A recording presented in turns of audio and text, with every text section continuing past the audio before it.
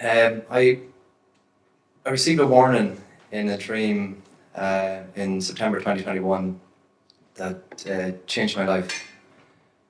I had a great life. I travelled the world for many years, and I returned to County Cavan, to an idyllic farm, to start a farm, to start a family, and to start an adventure tour business. I had an amazing family, three healthy but wild kids, um, a wonderful and caring wife, and a large network of close friends. So I got to do most of the things that I wanted to do, and I had not that many regrets in life. But my good friend Mairead McDermott, or as we knew her as Magee, passed away with breast cancer at the age of 36 in 2000. And she came to me in a distinct dream, warning me before I too was diagnosed. And the dream was confusing at first, and it's not often that a dream can make it into the real world and have such an impact. I remember I didn't talk to my wife for about a week about it, probably because I was scared. And but I suppose I was diagnosed with colon cancer, and I went into chemotherapy treatment and had a successful operation. And it then unfortunately spread to my liver, and I was lucky enough to have another successful operation and started 2 years of immunotherapy treatment, which finished in July of this year. And I continued to have 3 monthly scans, and they continued to be clear. It was a very worrying time, a time of uncertainty. It came as a shock because I was very active and healthy. But I'd taken on a lot with work and with life in general, and we were renovating our house. And I suppose my priorities got muddled up in the chaos of everyday life, and I was surviving but not thriving. And when something like this happens to you, you tend to reflect, and you look to your life and you go, okay, do you have any regrets? And I suppose one big regret for me was not to have done anything with my original music. Music was a big part of my life. I had played for 20 years and written songs, but I never shared them with anybody. I played in cover bands, but never went the next step of sharing my personal songs. And so my guitar that I travelled all around the world with, played in over 40 countries, had broken 1 year previous to me getting my diagnosis.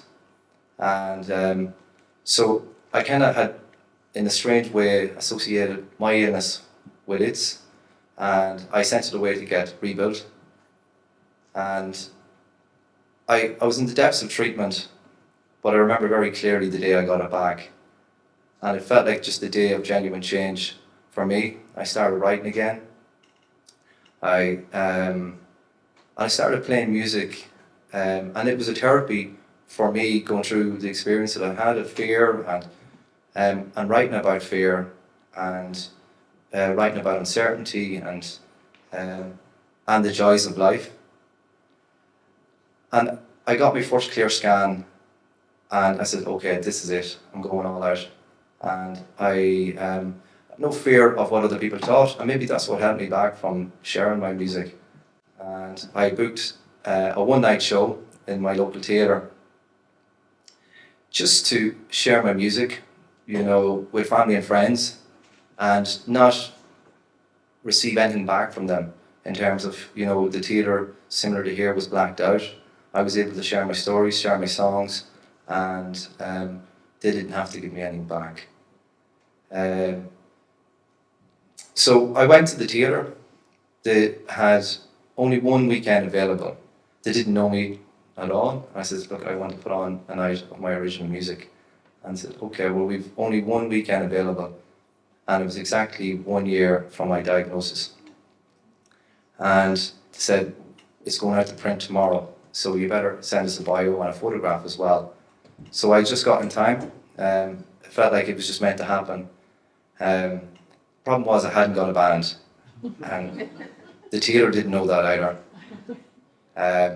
So I rounded up a group of friends that all lived within 5 kilometres from my house in Cavan, as well as my wonderful wife Julie. And these friends happened to be amazing musicians as well. And I remember we got together, we were all between 35 and 40 years of age, and we got together in our drummer's parents' garage. And you imagine these 35, 40-year-olds kind of picking up the guitars and the drums, and we were like teenagers again, and the neighbours driving by going, what are these boys at? But it was an amazing experience. We had only 2 months to put the show together.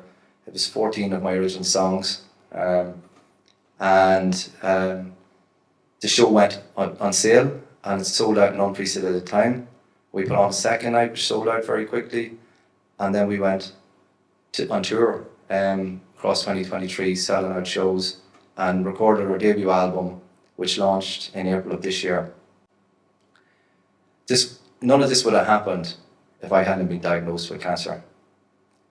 And the crazy thing, I shouldn't need a life-threatening diagnosis to prioritize the things that are important to me in life. I remember that first night on the stage, I said I didn't have many regrets, only 2 that came to mind. One was not to have done anything with my original music, and the other was not to have played one final year with my local GA club, Kilshamrocks.